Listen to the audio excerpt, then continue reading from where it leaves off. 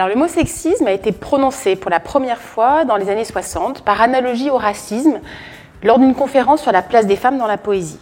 Si le racisme est l'idéologie de la supériorité raciale, alors le sexisme devient l'idéologie de la supériorité d'un sexe sur l'autre. Après, dans les années 70, en France, dans les temps modernes, Simone de Beauvoir et Jean-Paul Sartre ont publié les chroniques du sexisme ordinaire. Et il faut attendre 1978 pour que le mot sexisme apparaisse dans le Petit Robert.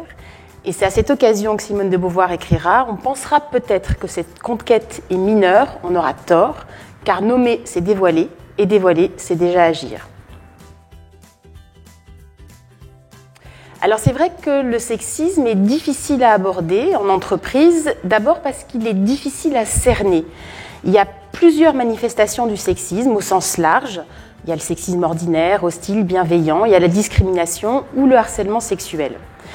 La deuxième raison, c'est que le sexisme en fait pose la question de la limite entre ce qui est acceptable et ce qui n'est pas, ou ce qui n'est plus acceptable.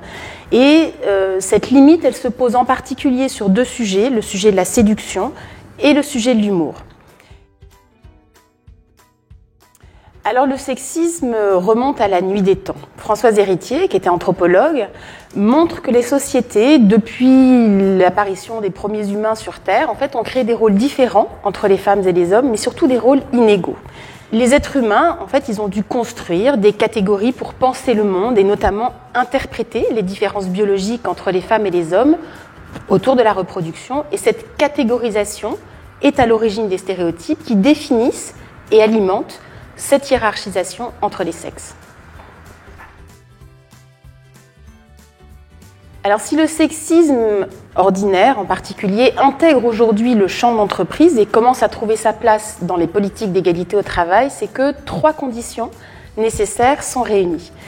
Le sujet, il a d'abord été dévoilé et mesuré à travers 2 grandes études d'envergure qui ont été réalisées par le Conseil supérieur de l'égalité professionnelle en 2013 et en 2016, en interrogeant plus de 15 000 salariés.